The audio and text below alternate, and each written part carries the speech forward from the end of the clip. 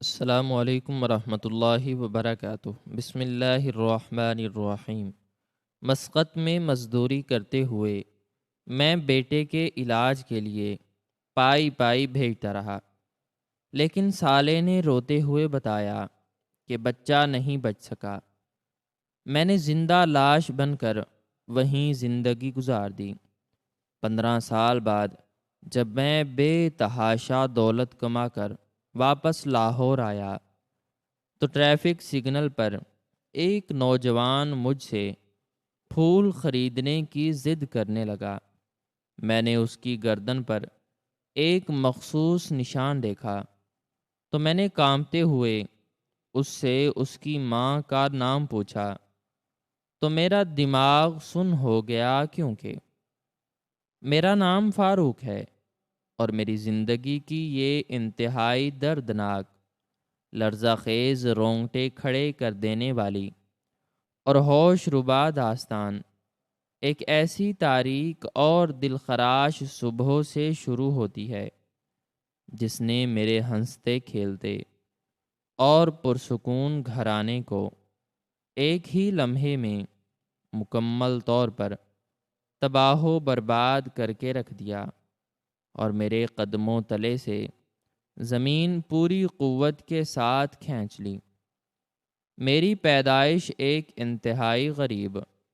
اور پسماندہ گھرانے میں ہوئی تھی، جہاں 2 وقت کی روٹی کا حصول بھی کسی بہت بڑی جنگ کو جیتنے کے مترادف ہوتا تھا۔ میں نے ہوش سنبھالتے ہی اپنے والد کو محنت مزدوری کرتے اور اپنی ماں کو حالات کے دکھوں میں پستے ہوئے دیکھا تھا، لیکن اس غربت کے باوجود ہمارے گھر میں ایک عجیب سا سکون اور پیار تھا جو دنیا کی کسی بھی دولت سے خریدا نہیں جا سکتا تھا۔ وقت گزرتا گیا اور میں بھی جوان ہو کر اپنے والد کے ساتھ محنت مزدوری کے کاموں میں لگ گیا تاکہ گھر کا نظام چلتا رہے۔ میری شادی انتہائی سادگی کے ساتھ میری ایک دور کی رشتہ دار سے کر دی گئی، جس کا نام زبیدہ تھا۔ زبیدہ ایک انتہائی نیک سیرت، صابر اور شکر گزار عورت تھی، جس نے میری اس خستہ حال اور غریب زندگی کو اپنی محبت اور خدمت سے جنت بنا دیا تھا۔ ہمارے پاس دنیاوی مال و اسباب تو نہیں تھا، لیکن ہم ایک دوسرے کے ساتھ بے پناہ خوش تھے۔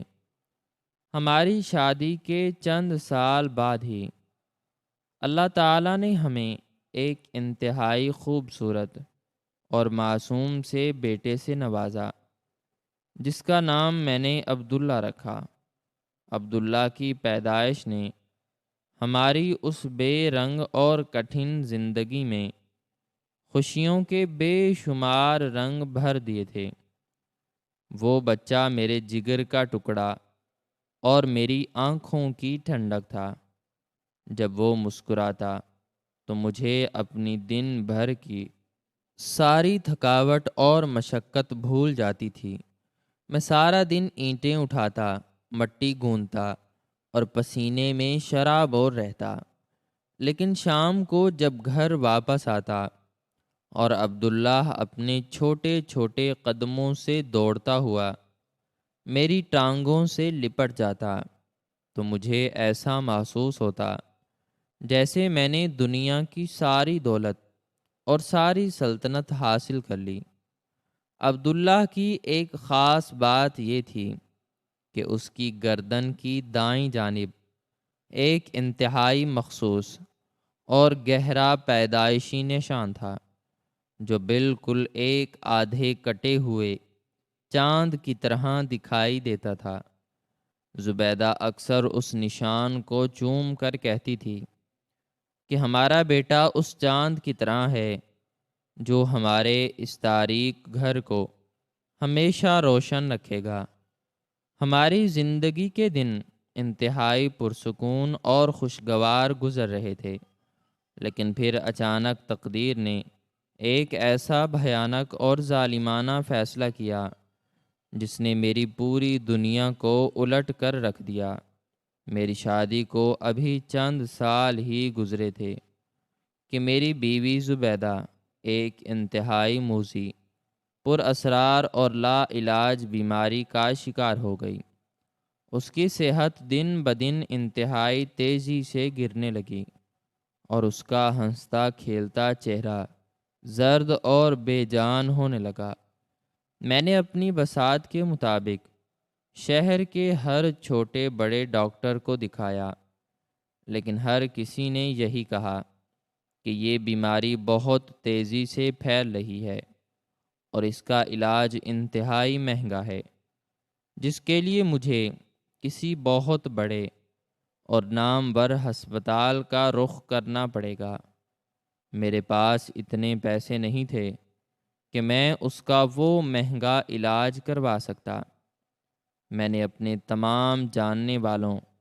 دوستوں اور رشتہ داروں سے قرض لیا، اپنے گھر کا بچا کھچا سارا سامان بیچ دیا اور دن رات ایک کر کے زبیدہ کی جان بچانے کی کوشش کی۔ لیکن میری تمام تر کوششیں، میری ساری دعائیں اور میرے بہتے ہوئے آنسوں اس بے رحم موت کا راستہ نہیں روک سکے، اور میرے مسقط جانے سے ٹھیک 1 سال پہلے زبیدہ اس دار فانی سے ہمیشہ کے لیے کوچ کر گئی۔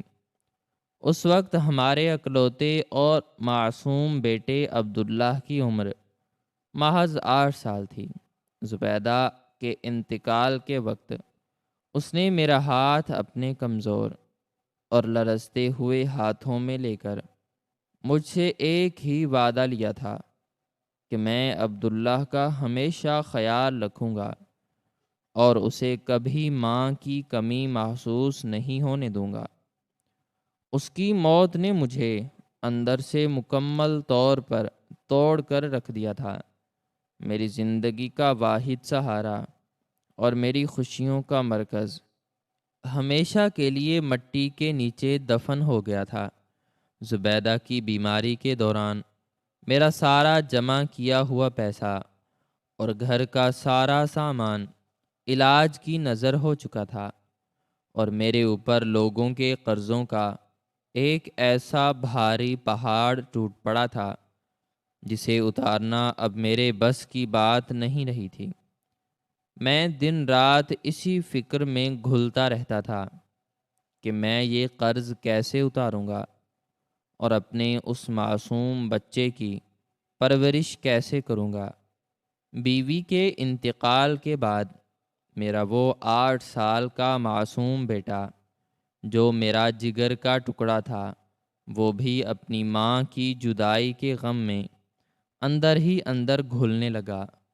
اس کی مسکراہٹ ہمیشہ کے لیے غائب ہو گئی اور وہ اچانک انتہائی پر اسرار طریقے سے بیمار رہنے لگا۔ اس کی صحت دن بدن انتہائی تیزی سے گرنے لگی۔ اسے تیز بخار رہنے لگا اور اس کے سینے میں ایک عجیب سی تکلیف پیدا ہو گئی، جس کی وجہ سے وہ راتوں کو سو نہیں پاتا تھا۔ ڈاکٹروں نے اس کا معائنہ کرنے کے بعد مجھے صاف اور 2 ٹوک الفاظ میں کہہ دیا کہ بچے کے پھیپھڑوں میں ایک انتہائی خطرناک انفیکشن پھیل چکا ہے، اور اگر اسے فوری طور پر کسی بڑے اور نامور شفا خانے میں لے جا کر اس کا باقاعدہ اور مہنگا علاج نہ کروایا گیا تو اس کی جان کو شدید اور حتمی خطرہ لاحق ہو سکتا ہے۔ یہ سن کر میرے پیروں تلے سے زمین پوری قوت کے ساتھ نکل گئی اور میرا دماغ معوف ہو کر رہ گیا۔ میرے پاس اپنے بیٹے کے علاج کے لیے اب 1 پائی بھی نہیں بچی تھی، اور غربت اس قدر بڑھ چکی تھی کہ 2 وقت کی روٹی کا حصول بھی اب ایک ناممکن خواب بن گیا تھا۔ قرض دار روز میرے دروازے پر آ کر مجھے ذلیل کرتے تھے اور میں اپنے بیمار بیٹے کو سینے سے لگائے روتا رہتا تھا۔ مجھے سمجھ نہیں آ رہا تھا کہ میں کیا کروں، کہاں جاؤں اور کس سے مدد مانگوں۔ میں نے اپنے تمام رشتہ داروں کے دروازے کھٹکھٹائے، لیکن سب نے اپنی مجبوریاں بتا کر مجھے خالی ہاتھ واپس موڑ دیا۔ اس کٹھن طریق اور روح فرسا دور میں جب مجھے چاروں طرف صرف موت اور مایوسی کے اندھیرے ہی اندھیرے نظر آ رہے تھے، تو میرے سالے نے، جو کہ میری مرحومہ بیوی کا سگا بھائی تھا اور شہر کے ایک انتہائی نامور اور خوشحال علاقے میں رہتا تھا، اس نے مجھ سے رابطہ کیا اور میرے پاس آیا، اور اس نے میرے بیٹے کی حالت دیکھ کر روتے ہوئے مجھ سے وعدہ کیا کہ وہ عبداللہ کی بالکل اپنے سگے بچوں کی طرح دیکھ بھال کرے گا اور اس کے علاج میں کوئی کسر نہیں چھوڑے گا۔ اس نے مجھے ایک انتہائی پرکشش مشورہ دیا کہ میں باہر کے ملک مسقط چلا جاؤں، کیونکہ اس کا ایک جاننے والا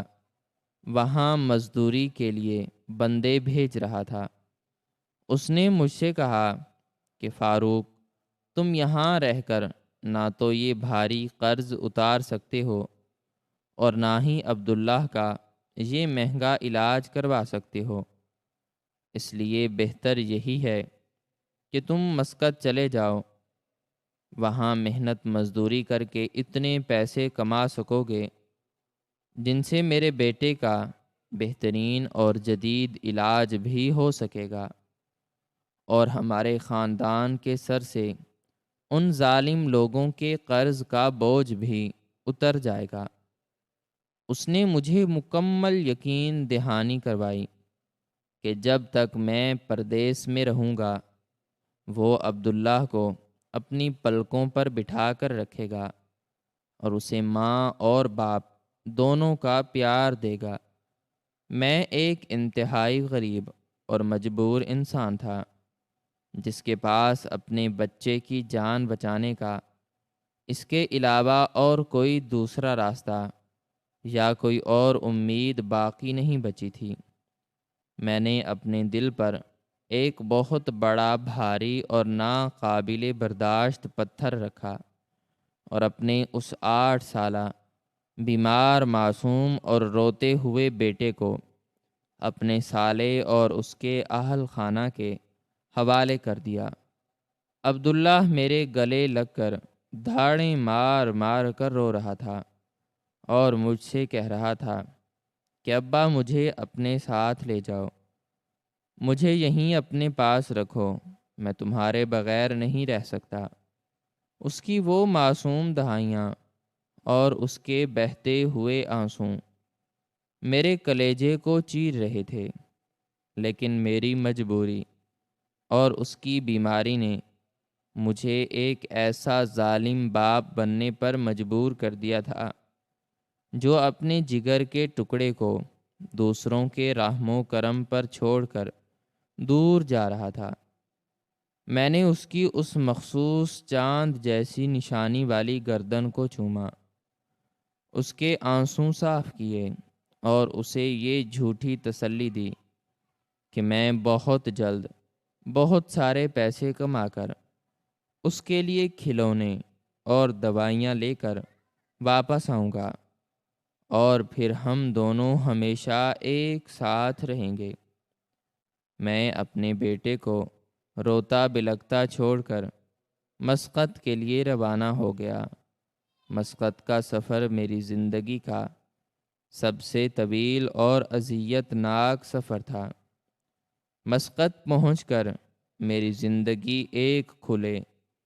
اور دہکتے ہوئے جہنم میں تبدیل ہو گئی۔ وہاں کا موسم انتہائی شدید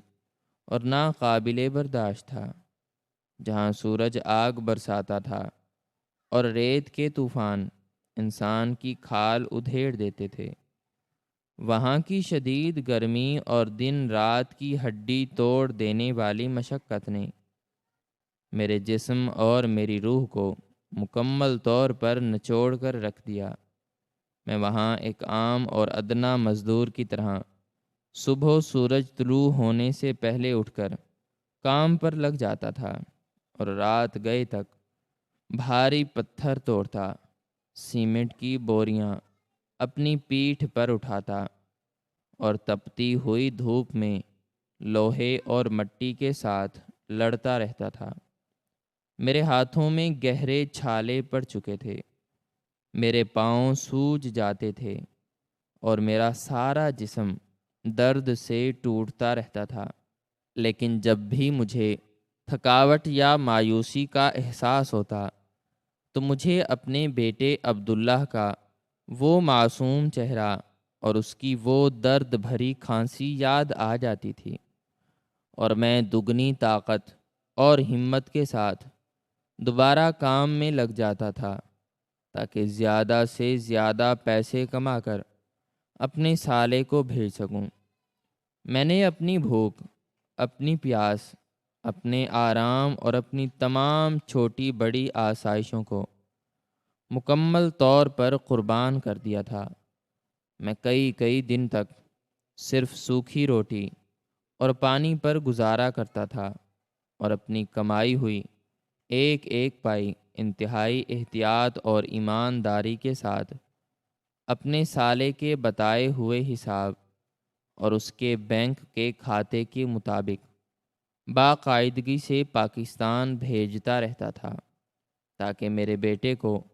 کسی بھی قسم کی تکلیف نہ ہو اور اس کا وہ مہنگا اور جدید علاج بلا تعطل اور مسلسل جاری رہے۔ میں ہر وقت اپنے بیٹے کی صحت یابی کی دعائیں مانگتا رہتا تھا اور اس دن کا انتظار کرتا تھا جب میں قرض سے مکمل طور پر آزاد ہو کر اپنے بیٹے کے پاس واپس لوٹوں گا۔ لیکن اس کے بدلے میں مجھے تقدیر کی طرف سے جو کچھ ملا وہ کسی قیامت خیز طوفان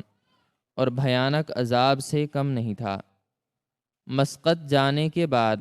شروع کے چند مہینے تو میرے سالے نے فون پر مجھ سے مسلسل رابطہ کیا اور مجھے میرے بیٹے کی خیریت بتائی۔ وہ مجھے کہتا تھا کہ عبداللہ کا علاج بہت اچھے ہسپتال میں چل رہا ہے، دوائیاں کام کر رہی ہیں اور وہ اب پہلے سے بہت بہتر ہے۔ یہ باتیں سن کر میرے مرجھائے ہوئے دل کو تسلی ملتی تھی اور میں مزید محنت کرنے لگتا تھا۔ لیکن آہستہ آہستہ وقت گزرنے کے ساتھ ساتھ میرے سالے کے لہجے میں ایک عجیب سی سرد مہری، ایک بیزاری اور ایک دوری آنے لگی۔ اس کے فون آنے انتہائی کم ہو گئے اور جب بھی میں بے قرار ہو کر اسے فون کرتا تو وہ یا تو مصروف ہونے کا کوئی جھوٹا بہانہ بنا کر فون کاٹ دیتا یا پھر میرے سوالوں کو گول مول باتوں میں ٹال دیتا۔ وہ مجھے عبداللہ سے بات بھی نہیں کرواتا تھا اور کہتا تھا کہ وہ سو رہا ہے یا ہسپتال میں ہے۔ میرے دل میں ایک ان گنت وسوسے، نامعلوم خوف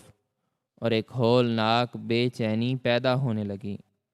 کہ آخر کیا بات ہے اور میرا سالہ مجھ سے کیا چھپا رہا ہے۔ لیکن میرے پاس وہاں سے اٹھ کر فوری طور پر واپس جانے کا کوئی راستہ یا کوئی استطاعت نہیں تھی، کیونکہ میں دن رات صرف اپنے بیٹے کے علاج کے لیے جی رہا تھا اور پیسے کما کر اسے بھیج رہا تھا۔ اور پھر سردیوں کی وہ ایک انتہائی کالی، تاریک اور سیاہ دن کی صبح آ ہی گئی جس نے میری زندگی کی تمام امیدوں، میری تمام دعاؤں اور میرے جینے کے واحد مقصد کو ہمیشہ کے لیے جلا کر راکھ کے ایک سیاہ ڈھیر میں تبدیل کر دیا۔ اس منحوس دن جب میں مسقط کی اس تپتی ہوئی دھوپ میں ایک بہت بڑی عمارت کی چھت پر اپنی ڈیوٹی پر موجود تھا اور سیمنٹ کی بوریاں اٹھا رہا تھا، تو اچانک میرے پاس موجود اس چھوٹے سے فون کی گھنٹی بجی۔ میں نے اسکرین پر دیکھا تو وہ میرے سالے کا نمبر تھا۔ میں نے اپنا کام وہیں چھوڑا اور انتہائی بے قراری، گھبراہٹ اور جلدی سے فون اٹھایا، تو دوسری طرف سے مجھے میرے سالے کی انتہائی روتی ہوئی، سسکتی ہوئی اور بوجھل آواز سنائی دی۔ اس نے مجھے روتے ہوئے بتایا کہ فاروق بھائی، مجھے معاف کر دینا، ہم نے اپنی طرف سے پوری اور ہر ممکن کوشش کی۔ ہم نے شہر کے سب سے بڑے ڈاکٹروں کو دکھایا اور ساری دوائیاں لا کر دیں، لیکن ڈاکٹرز تمہارے بیٹے عبداللہ کو بچا نہیں سکے۔ کل رات اس کی حالت اچانک انتہائی زیادہ خراب ہو گئی تھی۔ اس کا سانس اکھڑنے لگا تھا اور ہسپتال لے جاتے ہوئے راستے میں ہی وہ خدا کو پیارا ہو گیا۔ ہم نے اسے آج صبح ہی تمہاری بیوی کی قبر کے ساتھ دفنا دیا ہے۔ اس خبر اور ان الفاظ کو سنتے ہی میرے ہاتھوں سے وہ فون چھوٹ کر عمارت کی اس کچی چھت پر گر گیا۔ میری آنکھوں کے سامنے ایک انتہائی گہرا اور بھیانک اندھیرا چھا گیا اور میرا سارا جسم ایک شدید اور قیامت خیز زلزلے کی طرح کانپنے لگا۔ میرے دماغ میں ایک زوردار دھماکہ ہوا اور مجھے محسوس ہوا جیسے میرے پیروں تلے سے اس عمارت کی چھت پوری قوت کے ساتھ کھسک گئی ہو۔ میرے منہ سے کوئی چیخ، کوئی آہ یا کوئی دہائی باہر نہیں نکلی، کیونکہ صدمہ اس قدر گہرا اور جان لیوا تھا کہ میری آواز میرے حلق میں ہی گھٹ کر رہ گئی تھی اور میرا دل اندر ہی اندر مکمل طور پر پھٹ کر ایک خون آلود لوتھڑے میں تبدیل ہو گیا تھا۔ میرا وہ 8 سال کا معصوم بیٹا، جس کے لیے میں نے اپنے ملک، اپنے گھر، اپنی مٹی اور اپنے پیاروں کو چھوڑا تھا، جس کے لیے میں نے اس جہنم جیسی گرمی میں اپنے خون پسینے کو پانی کی طرح بہایا تھا، وہ اس دنیا سے ہمیشہ کے لیے جا چکا تھا، اور میں اتنا بدقسمت اور لاچار باپ تھا کہ میں اس کے جنازے پر بھی موجود نہیں تھا، اور میں اس کا آخری بار چہرہ بھی نہیں دیکھ سکا تھا۔ اس دل خراش اور روح فرسا خبر کے بعد مسقط میں میری زندگی ایک چلتی پھرتی اور بے جان زندہ لاش کی سی ہو گئی۔ میں نے ہنسنا، بولنا، رونا اور حتیٰ کہ ٹھیک سے کھانا پینا بھی مکمل طور پر چھوڑ دیا تھا۔ میں نے اپنے ارد گرد ایک ایسی تاریک اور خاموش دیوار کھڑی کر لی تھی جس میں کسی دوسرے انسان کا کوئی گزر نہیں تھا، اور میں بس ایک مشین اور ایک پاگل انسان کی طرح دن رات مزدوری کرتا رہتا تھا۔ میرے اندر جینے کی کوئی تمنا، کوئی خواہش یا کوئی مقصد باقی نہیں بچا تھا۔ میں نے پیسے کما کما کر اپنے سالے کو بھیجنا بند کر دیے تھے، اور اب وہ ساری کمائی میں اپنے پاس ہی جمع کرتا جا رہا تھا۔ میں نے 15 سال تک اسی مسقط کی اجنبی اور پردیس کی سرزمین پر ایک انتہائی تاریک، تنہا اور گمنام زندگی گزاری۔ میں نے اپنی تمام تر توانائیاں، اپنا خون اور اپنی ساری جوانی اس مٹی میں جھونک دی، اور دن رات ایک کر کے بے تحاشا دولت، سرمایہ اور جائیداد کما لی۔ میرے پاس اب اتنی زیادہ دولت اور اتنے وسائل آ چکے تھے کہ میں کسی بھی ملک میں ایک شاہانہ اور پرتعیش زندگی گزار سکتا تھا، لیکن میرے دل کا وہ گہرا، تاریک اور بھیانک خلا کبھی پر نہیں ہو سکا جو میری بیوی اور خاص طور پر میرے بیٹے عبداللہ کی موت نے چھوڑا تھا۔ وہ دولت، وہ پیسے اور وہ بینک بیلنس میرے لیے ردی کے کاغذوں سے زیادہ کوئی اہمیت نہیں رکھتے تھے، کیونکہ جن کے لیے میں نے یہ سب کمایا تھا وہ اب مٹی کے نیچے سو رہے تھے۔ 15 سال کا یہ طویل، تھکا دینے والا اور تنہائی سے بھرا عرصہ گزرنے کے بعد بالآخر میں نے ایک دن یہ فیصلہ کیا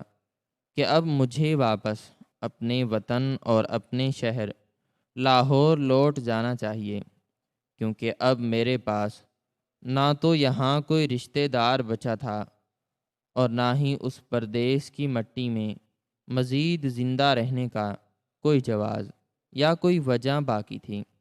میں اپنی بیوی اور بیٹے کی قبروں پر جا کر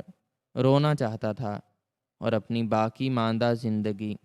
ان کی یادوں کے سہارے اسی شہر میں گزارنا چاہتا تھا۔ میں نے اپنی تمام جائیداد اور کاروبار کو سمیٹا، اپنے سارے سرمائے کو اپنے کھاتوں میں منتقل کیا اور ایک ہوائی پرواز کے ذریعے بالآخر 15 سال بعد لاہور واپس آ گیا۔ لاہور ہوائی اڈے پر اتر کر اور شہر کی سڑکوں پر نکل کر جب میں نے شہر کی اس نئی چمک دھمک، ان بلند و بالا عمارت اور اس تیز رفتار ترقی کو دیکھا تو مجھے شدید حیرت ہوئی اور مجھے محسوس ہوا کہ یہ شہر 15 سالوں میں بالکل بدل چکا ہے، لیکن میرے اندر کا وہ گہرا ویرانہ، وہ اداسی اور وہ موت کا سناٹا ویسے ہی پوری شدت کے ساتھ برقرار تھا جیسے 15 سال پہلے تھا۔ میں نے شہر کے ایک انتہائی پوش اور مہنگے علاقے میں ایک بہت بڑا اور محل نما گھر خرید لیا تھا، اور میں اپنی ایک انتہائی قیمتی اور لمبی گاڑی میں بیٹھ کر اپنے ایک ڈرائیور کے ساتھ اس نئے اور محل نما گھر کی طرف جا رہا تھا۔ میں پچھلی نشست پر خاموشی سے بیٹھا، کھڑکی سے باہر شہر کے بدلتے ہوئے مناظر کو انتہائی بے دلی اور اداسی سے دیکھ رہا تھا کہ راستے میں شہر کے ایک انتہائی مصروف ترین اور بڑے چوراہے پر اشارہ سرخ ہو جانے کی وجہ سے میری گاڑی کو دیگر سینکڑوں گاڑیوں کے ہجوم کے درمیان رکنا پڑا۔ میں نے اس گھٹن اور اداسی سے بچنے کے لیے اپنی گاڑی کا شیشہ تھوڑا سا نیچے کیا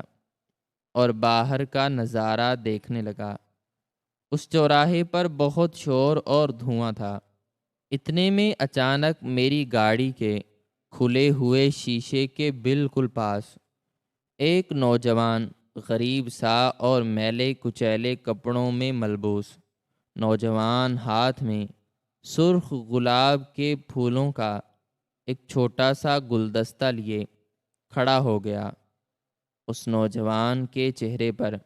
ایک عجیب سی تھکاوٹ، ایک گہری بھوک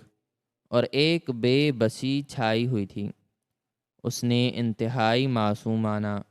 دردناک اور التجا بھرے لہجے میں مجھ سے کہا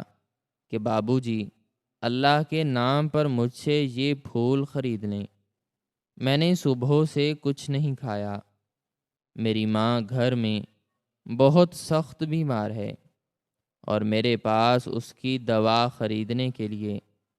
1 روپیہ بھی نہیں ہے۔ اگر آپ یہ پھول لے لیں گے تو میری ماں کی جان بچ جائے گی۔ اس نوجوان کی اس درد بھری آواز اور اس کی اس معصومانہ التجا میں ایک ایسی گہری دردناکی اور ایک ایسی مانوس سی کشش تھی جس نے مجھے فوری طور پر اپنی طرف متوجہ کیا اور میرے دل میں ایک عجیب سی ہمدردی پیدا کر دی۔ میں نے سوچا کہ شاید میری تھوڑی سی رقم سے کسی کی بیمار ماں کی جان بچ جائے۔ میں نے اپنی جیب سے اپنا قیمتی پرس نکالنے کے لیے اپنا ہاتھ آگے بڑھایا، اور اسی دوران میں نے اپنی نظریں اس غریب نوجوان کے چہرے اور اس کے جسم پر ڈالیں تاکہ اسے پیسے دے سکوں، اور جیسے ہی میری نظریں اس کے چہرے سے پھسلتی ہوئی اس کی گردن کے اس کھلے ہوئے حصے پر پڑیں تو میرے جسم کا سارا خون ایک ہی لمحے میں جم کر برف بن گیا۔ میرے ہاتھ وہیں ہوا میں مجسمے کی طرح رک گئے، اور میرا سانس میرے حلق میں کسی سوکھے کانٹے کی طرح بری طرح اٹک گیا۔ میں نے اپنی پھٹی ہوئی اور حیرت زدہ آنکھوں سے اس نوجوان کی گردن کی دائیں جانب ایک انتہائی مخصوص اور گہرا پیدائشی نشان دیکھا، جو بالکل ایک آدھے کٹے ہوئے چاند کی طرح دکھائی دے رہا تھا۔ یہ نشان کوئی عام نشان نہیں تھا، بلکہ یہ قدرت کی طرف سے بنائی گئی ایک ایسی مہر تھی جسے دنیا کا کوئی بھی انسان نہیں مٹا سکتا تھا، اور یہ بالکل وہی مخصوص، وہی گہرا اور وہی چاند نما نشان تھا جو ہو بہو میرے اس فانی دنیا سے 15 سال پہلے رخصت ہو جانے والے معصوم بیٹے عبداللہ کی گردن پر بھی اسی جگہ موجود تھا، جس نشان کو اس کی ماں چوما کرتی تھی۔ یہ نشان دیکھتے ہی میرے دماغ میں ہزاروں بجلیاں ایک ساتھ گوند گئیں۔ میرے پیروں تلے سے وہ گاڑی کا فرش نکلتا ہوا محسوس ہوا، اور میرے دل نے اتنے زور سے دھڑکنا شروع کر دیا کہ مجھے اپنا سینہ پھٹتا ہوا محسوس ہوا۔ یہ ناممکن تھا، یہ کوئی خواب تھا یا کوئی بھیانک سراب، کیونکہ میرا بیٹا تو 15 سال پہلے مٹی میں دفن ہو چکا تھا، لیکن اس نوجوان کی آنکھیں، اس کے خد و خال، اور خاص طور پر اس کی گردن پر موجود وہ چاند نما مخصوص نشان چیخ چیخ کر ایک ایسی ناممکن اور لرزہ خیز سچائی کی گواہی دے رہا تھا جس نے میرے ہوش و حواس کو مکمل طور پر جلا کر راکھ کر دیا تھا۔ میں نے اپنے پورے جسم میں اٹھنے والے اس شدید زلزلے کو قابو کرنے کی کوشش کی، اور انتہائی کانپتے ہوئے، لرزتے ہوئے اور پسینے میں شرابور ہاتھوں کے ساتھ اس نوجوان کے کندھے کو مضبوطی سے پکڑا، اور انتہائی گھبرائی ہوئی اور ٹوٹی ہوئی آواز میں اس سے اس کی ماں کا نام پوچھا، تاکہ میں اس ہولناک اور قیامت خیز راز کی تہ تک پہنچ سکوں، جو اس اشارے پر میرے سامنے ایک زندہ حقیقت بن کر کھڑا تھا۔ اس نوجوان نے میری اس اچانک اور وحشت زدہ حرکت پر شدید گھبراہٹ کا مظاہرہ کیا، اور اس کی آنکھوں میں ایک انجانا سا خوف طاری ہو گیا۔ اس نے اپنے کندھے کو میرے کانپتے ہوئے ہاتھوں سے چھڑانے کی کوشش کی، اور انتہائی سہمے ہوئے اور لرزتے ہوئے لہجے میں مجھ سے کہا کہ بابو جی، آپ مجھے اس طرح کیوں پکڑ رہے ہیں؟ میں نے تو صرف آپ کو پھول بیچنے کی بات کی تھی۔ اگر آپ کو پھول نہیں خریدنے تو نہ خریدیں، لیکن مجھے جانے دیں۔ میری ماں گھر پر اکیلی اور شدید بیمار ہے۔ میں نے اپنے آنسوؤں کو بامشکل روکا، اور اپنے گلے میں پھنسی ہوئی اس دردناک گھٹن کو کم کرتے ہوئے انتہائی منت سماجت اور گڑ گڑاتے ہوئے لہجے میں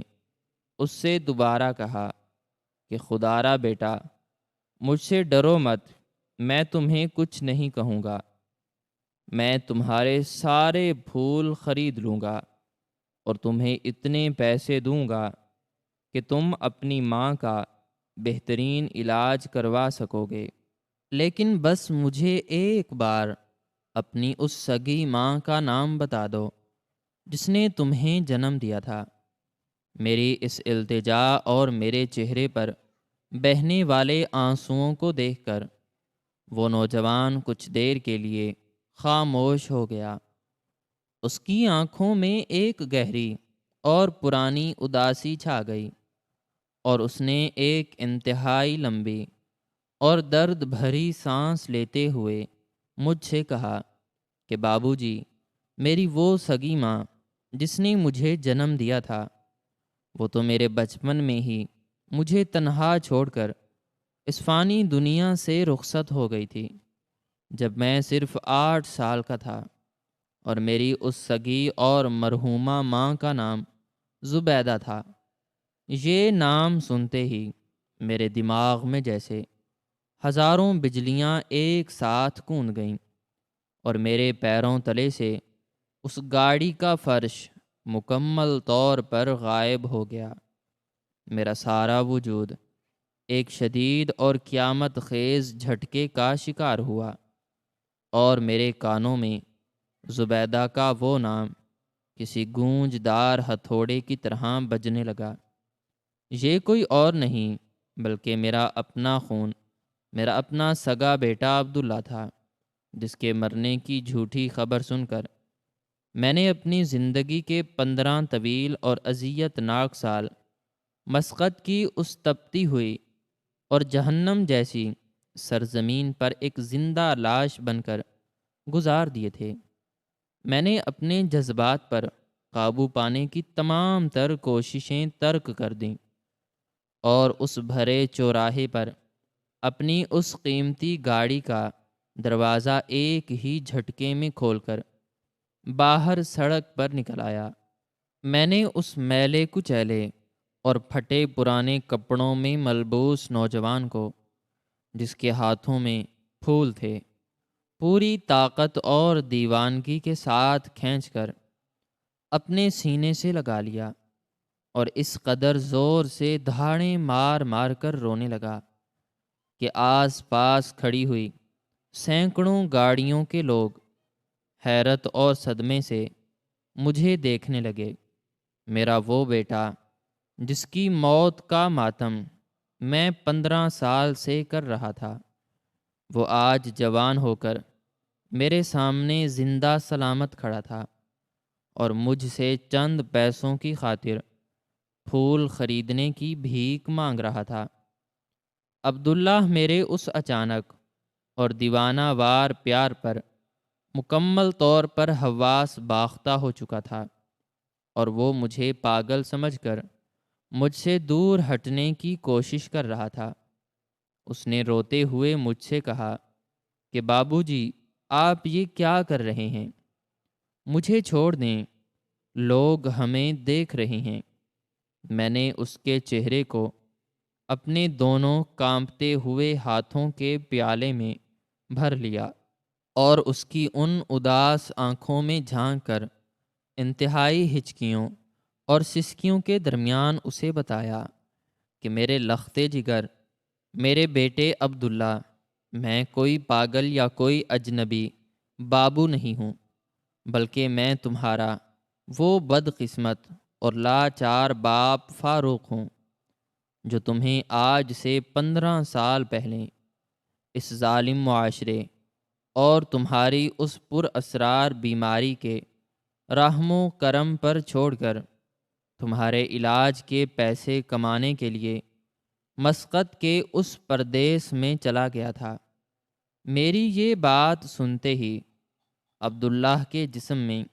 ایک زوردار اور شدید جھٹکا پیدا ہوا۔ اس کے ہاتھوں سے وہ سرخ گلاب کے پھولوں کا گلدستہ چھوٹ کر سڑک کی اس کالی تار کول پر بکھر گیا، اور اس کی آنکھیں حیرت، صدمے اور ایک ناقابل بیان دکھ سے پھٹ گئیں۔ وہ مجھے ایک خواب اور ایک سراب کی طرح دیکھ رہا تھا۔ اس کے ہونٹ بری طرح کانپ رہے تھے اور اس نے ہکلاتے ہوئے مجھ سے کہا کہ نہیں، آپ جھوٹ بول رہے ہیں۔ میرے باپ تو 15 سال پہلے مسقط میں ایک بہت بڑی عمارت سے گر کر جاں بحق ہو گئے تھے، اور ان کی لاش بھی پاکستان نہیں آ سکی تھی۔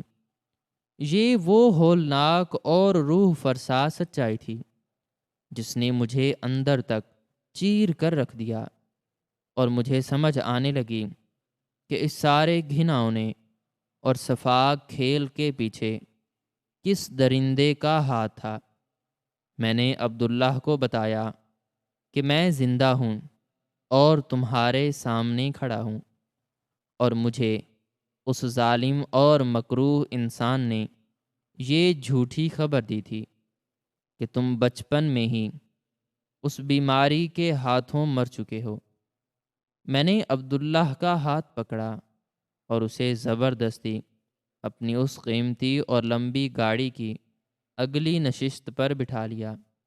میں نے اپنے ڈرائیور کو حکم دیا کہ وہ گاڑی کو فوری طور پر میرے اس نئے اور عالی شان گھر کی طرف لے کر چلے جو میں نے کچھ دن پہلے ہی خریدا تھا۔ راستے بھر میں اور عبداللہ دونوں ایک دوسرے کا ہاتھ پکڑے مسلسل روتے رہے، اور ہمارے آنسوؤں کا یہ نہ رکنے والا سیلاب 15 سال کی اس ہولناک جدائی اور اس دردناک اذیت کو دھو رہا تھا جو ہم دونوں نے ایک دوسرے کے بغیر برداشت کی تھی۔ گھر پہنچ کر میں نے عبداللہ کو اپنے ساتھ اس عالی شان اور پرشکوہ کمرے میں بٹھایا جہاں دنیا کی ہر آسائش موجود تھی، لیکن میرے بیٹے کی حالت دیکھ کر مجھے اپنی اس تمام دولت اور اس سارے سرمائے پر شدید نفرت اور غصہ آ رہا تھا۔ میں نے اپنے ملازمین کو حکم دیا کہ وہ عبداللہ کے لیے بہترین اور لذیذ ترین کھانا تیار کریں اور اس کے لیے نئے اور قیمتی کپڑے لے کر آئیں۔ جب عبداللہ نے کھانا کھا لیا اور کچھ پرسکون ہوا تو میں نے اس کے پاس بیٹھ کر اس سے ان 15 سالوں کی وہ ہولناک اور رونگٹے کھڑے کر دینے والی داستان پوچھی جس نے اسے اس محل نما گھر سے نکال کر سڑکوں پر پھول بیچنے پر مجبور کر دیا تھا۔ عبداللہ نے جو کچھ مجھے بتایا اس نے میرے ہوش و حواس کو مکمل طور پر جلا کر راکھ کر دیا، اور میرے دل میں ایک ایسے انتقام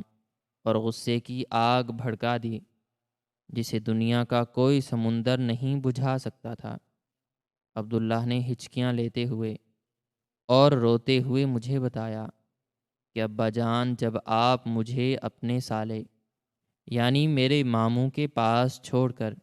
مسقط چلے گئے تھے تو شروع کے چند دن تو انہوں نے میرے ساتھ بہت اچھا سلوک کیا، لیکن جیسے ہی آپ کے بھیجے ہوئے پیسوں کی پہلی بھاری رقم ان کے ہاتھ میں آئی، ان کی نیت مکمل طور پر خراب ہو گئی۔ ان کے دل میں دولت کی ہوس اور لالچ کا ایک ایسا بھیانک بھوت سوار ہو گیا جس نے ان کی انسانیت اور ان کے تمام رشتوں کو تار تار کر دیا۔ آپ دن رات اپنی ہڈیاں گلا کر جو محنت کی کمائی اور جو خطیر رقم میرے علاج کے لیے بھیجتے تھے، انہوں نے اس رقم کا 1 روپیہ بھی میری بیماری پر خرچ نہیں کیا، بلکہ انہوں نے مجھے ایک انتہائی سستے اور معمولی سے ڈاکٹر کے پاس لے جا کر کچھ سستی گولیاں دلا دیں، اور قدرت کے معجزے سے میں کچھ ہی عرصے میں خود بخود ٹھیک ہو گیا، لیکن انہوں نے آپ کو یہی بتائے رکھا کہ میرا علاج شہر کے سب سے بڑے ہسپتال میں ہو رہا ہے، اور وہ آپ کی بھیجی ہوئی اس تمام خون پسینے کی کمائی سے اپنے لیے گاڑیاں، زمینیں اور ایک بہت بڑا محل نما گھر تعمیر کرنے لگے۔ جب میں تھوڑا بڑا ہوا تو میری ممانی اور میرے اس ظالم ماموں نے مجھے اپنے گھر کا ایک ادنا اور مفت کا غلام بنا لیا۔ وہ مجھ سے اپنے گھر کے تمام چھوٹے بڑے کام کرواتے، مجھے سارا دن فرش دھونے، برتن صاف کرنے اور ان کے جانوروں کو چارہ ڈالنے پر مجبور کرتے۔ اگر مجھ سے کوئی ذرا سی بھی غلطی ہو جاتی تو وہ مجھے بے دردی سے مارتے اور مجھے کئی کئی دن تک بھوکا پیاسا ایک اندھیرے کمرے میں بند کر دیتے۔ میں ہر وقت آپ کی یاد میں روتا رہتا اور ان سے پوچھتا کہ میرے ابا کب آئیں گے، تو وہ مجھے گالیاں دیتے اور کہتے کہ تم ایک لاوارث اور منحوس بچے ہو، اور تمہارا باپ تمہیں ہمیشہ کے لیے ہمارے گلے میں ڈال کر بھاگ گیا ہے۔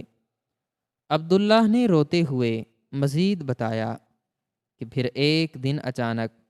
ان کے گھر میں ایک بہت بڑی پریشانی اور گھبراہٹ پھیل گئی۔ میں نے چھپ کر ان کی باتیں سنی تو معلوم ہوا کہ آپ نے انہیں پیغام بھیجا تھا کہ آپ کچھ دنوں کے لیے پاکستان آ رہے ہیں تاکہ اپنے بیٹے سے مل سکیں اور اس کے علاج کا سارا حساب کتاب دیکھ سکیں۔ یہ سن کر میرے ماموں اور ممانی کے پیروں تلے سے زمین نکل گئی، کیونکہ اگر آپ آ جاتے تو ان کا وہ سارا گھنونا راز فاش ہو جاتا اور آپ کو پتہ چل جاتا کہ انہوں نے آپ کی ساری دولت ہڑپ کر لی ہے اور مجھے ایک غلام بنا کر رکھا ہوا ہے۔ اپنے اس جرم کو چھپانے اور آپ کی بھیجی ہوئی دولت کو ہمیشہ کے لیے اپنے قبضے میں رکھنے کے لیے انہوں نے ایک انتہائی شفاق، خونی اور لرزہ خیز منصوبہ بنایا۔ انہوں نے آپ کو فون کر کے یہ جھوٹی اور دلخراش خبر سنا دی کہ میں بیماری کی شدت سے انتقال کر گیا ہوں۔ وہ جانتے تھے کہ آپ اس خبر کو سن کر اس قدر ٹوٹ جائیں گے کہ آپ کا اس ملک اور اس شہر میں واپس آنے کا کوئی دل نہیں کرے گا، اور ان کی یہ مکاری بالکل کامیاب رہی۔ آپ میرے مرنے کی خبر سن کر پردیس میں ہی رہ گئے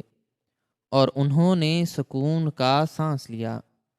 اس کے بعد انہوں نے مجھے یہ جھوٹی کہانی سنا دی کہ آپ مسقط میں کسی حادثے کا شکار ہو کر مر چکے ہیں اور اب میرا اس دنیا میں کوئی سہارا نہیں ہے۔ اس کے بعد ان کا ظلم اور تشدد مجھ پر مزید بڑھ گیا۔ وہ مجھے روزانہ پیٹتے اور مجھ سے انتہائی مشقت کے کام کرواتے۔ بالآخر جب میں 12 سال کا ہوا اور مجھ میں کچھ ہمت آئی تو میں ان کے اس جہنم نما گھر اور ان کے اس روز روز کے عذاب سے تنگ آ کر ایک رات وہاں سے ہمیشہ کے لیے بھاگ نکلا۔ اس کے بعد میں نے کئی سال شہر کی ان بے رحم اور تاریک سڑکوں پر گزارے۔ میں نے کوڑا اٹھایا، لوگوں کی گاڑیاں صاف کیں اور فاقے کاٹے۔ ایک بوڑھی اور غریب عورت نے مجھ پر ترس کھا کر مجھے اپنے پاس پناہ دی اور میں اسے ہی اپنی ماں ماننے لگا۔ آج وہ سخت بیمار تھی اور میں اس کی دوا کے لیے پھول بیچ رہا تھا کہ قدرت نے مجھے آپ سے ملا دیا۔ عبداللہ کی یہ بری اور ہولناک داستان سن کر میرا سارا وجود غصے، نفرت اور انتقام کی ایک بھڑکتی ہوئی آگ میں تبدیل ہو گیا۔ میرا خون کھولنے لگا اور میری آنکھوں میں خون اتر آیا۔ اس ظالم اور درندہ صفت سالے نے نہ صرف مجھ سے میرا جگر کا ٹکڑا چھینا تھا، بلکہ اس نے میری 15 سال کی زندگی کو ایک ایسے عذاب اور ایک ایسی اذیت میں مبتلا کر دیا تھا جس کا کوئی مداوع نہیں تھا۔ اس نے میری ممتا، میری محبت اور میرے خون پسینے کی کمائی کا جو صفاکانہ مذاق اڑایا تھا، اس کی سزا اسے اس دنیا میں ہی بھگتنی تھی۔ میں نے اسی وقت اپنی جگہ سے کھڑے ہو کر یہ اٹل اور حتمی فیصلہ کیا کہ اب میں اس درندے کو اس کے کیے کی ایسی بھیانک، عبرتناک اور لرزہ خیز سزا دوں گا کہ اس کی آنے والی نسلیں بھی یاد رکھیں گی۔ میں نے اپنا فون نکالا اور شہر کے پولیس اسٹیشن کے سب سے بڑے اور اعلیٰ آفیسر سے رابطہ کیا، جو میرا ایک پرانا جاننے والا بھی تھا اور جس کے ساتھ میرے کاروباری مراسم بھی تھے۔ میں نے اسے یہ ساری گھنونی، صفاکانہ اور دردناک کہانی مکمل تفصیل کے ساتھ بتائی اور اس سے اس ظالم سالے کے خلاف فوری اور سخت ترین قانونی کارروائی کا مطالبہ کیا۔ محکمہ قانون کے اس آفیسر نے میری کہانی سن کر شدید صدمے اور غصے کا اظہار کیا، اور اس نے مجھے مکمل یقین دہانی کروائی کہ وہ اس درندے کو کسی قیمت پر نہیں چھوڑے گا۔ میں نے اپنے ڈرائیور کو حکم دیا کہ وہ گاڑی نکالے اور ہم عبداللہ کو ساتھ لے کر سیدھا اپنے اس سالے کے گھر کی طرف روانہ ہو گئے۔ وہ گھر جو اس نے میری اس بے تحاشا اور خون پسینے کی دولت سے ایک محل کی طرح تعمیر کیا تھا۔ جب میری یہ لمبی اور قیمتی گاڑی اس عالی شان گھر کے بڑے اور مضبوط لوہے کے دروازے کے سامنے جا کر رکی تو مجھے اپنے اندر ایک عجیب سی طاقت اور ایک خونی انتقام کی آگ محسوس ہو رہی تھی۔ میں نے گاڑی سے باہر نکل کر اس کے دروازے پر اتنے زور سے اور مسلسل ہاتھ مارنا شروع کیے کہ محلے کے لوگ بھی باہر نکل آئے۔ کچھ ہی دیر بعد اندر سے ایک نوکر نے دروازہ کھولا اور میں اس نوکر کو دھکے دیتا ہوا سیدھا اس محل نما گھر کے اس بڑے اور سجے ہوئے صحن میں داخل ہو گیا، جہاں میرا وہ ظالم اور سفاک سالہ اپنی بیوی کے ساتھ انتہائی غرور، تکبر اور سکون کے ساتھ کرسیوں پر بیٹھا ہوا چائے پی رہا تھا۔ مجھے اتنے سالوں بعد اپنے سامنے اس طرح زندہ اور اس شاہانہ انداز میں کھڑا دیکھ کر ان دونوں کے ہاتھ میں پکڑے ہوئے چائے کے پیالے چھوٹ کر زمین پر گر کر چکنا چور ہو گئے۔ ان کے چہروں کا رنگ موت کی طرح مکمل طور پر سفید اور زرد پڑ گیا، اور ان کی آنکھیں حیرت، صدمے اور ایک انتہائی بھیانک دہشت سے کھلی کی کھلی رہ گئیں۔ انہیں ایسا محسوس ہو رہا تھا جیسے انہوں نے دن کے اجالے میں کوئی خوفناک بھوت یا کوئی روح دیکھ لی ہو۔ میرا سالہ کانپتے ہوئے اور لرزتے ہوئے قدموں کے ساتھ اپنی کرسی سے اٹھا اور انتہائی ہکلاتی ہوئی اور گھبرائی ہوئی آواز میں مجھ سے پوچھنے لگا کہ فاروق بھائی، آپ یہاں کب آئے؟ اور آپ تو مسقط میں تھے۔ آپ کو آنا تھا تو ہمیں بتا دیتے۔ ہم ہوائی اڈے پر آپ کو لینے آ جاتے۔ اس کے چہرے پر منافقت اور جھوٹ کی وہ تمام پرتیں اب بھی موجود تھیں، لیکن اس کی آنکھوں میں چھپا ہوا وہ ہولناک خوف اس کے ہر لفظ سے عیاں ہو رہا تھا۔ میں نے اس کی بکواس کو نظر انداز کرتے ہوئے اپنے پیچھے کھڑے ہوئے عبداللہ کو اپنے سامنے کیا اور اس ظالم درندے کی آنکھوں میں آنکھیں ڈال کر انتہائی کڑک دار، گرج دار اور زہریلی آواز میں اس سے کہا کہ تم نے 15 سال پہلے جس معصوم بچے کو جھوٹ کی موت مار کر میری ساری زندگی تباہ کر دی تھی، اور میری جس دولت کو ہڑپ کر کے تم نے یہ محلات کھڑے کیے تھے، آج وہ بچہ بھی زندہ ہے اور اس کا باپ بھی زندہ ہے، تمہارے سامنے کھڑا ہے۔ عبداللہ کو زندہ سلامت اور میرے ساتھ دیکھ کر میرے سالے اور اس کی بیوی کے پیروں تلے سے زمین پوری قوت اور شدت کے ساتھ کھسک گئی۔ ان کی سانسیں ان کے حلق میں اٹک گئیں اور وہ ایک کٹے ہوئے درخت کی طرح لرزنے لگے۔ انہیں معلوم ہو چکا تھا کہ ان کا وہ سارا گھنونا،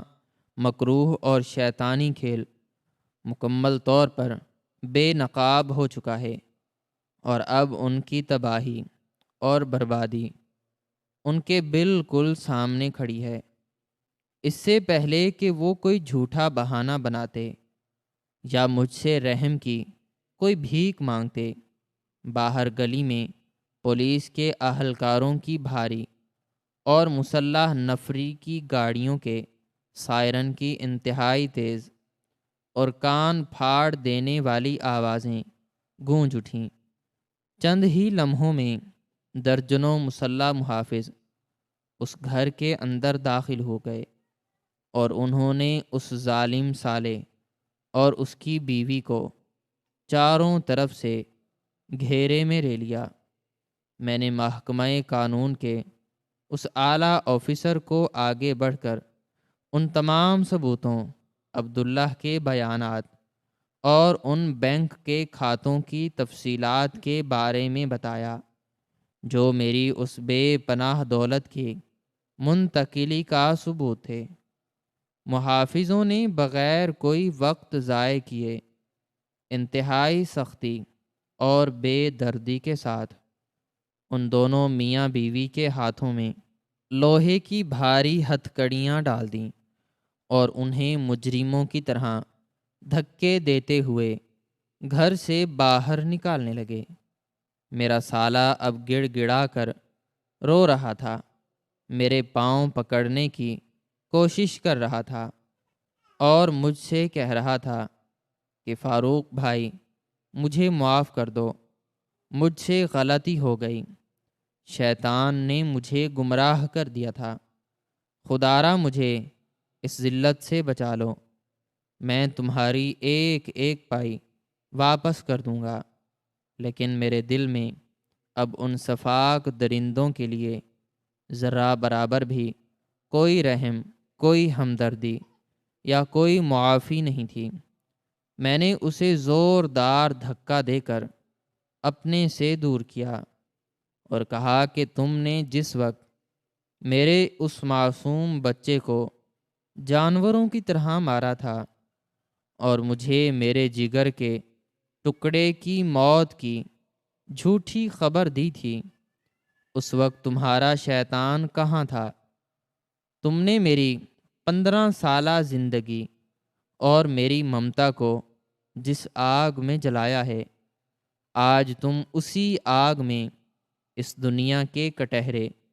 اور قید خانے کی سلاخوں کے پیچھے جلو گے، اور تمہارا یہ سارا غرور، یہ سارا پیسہ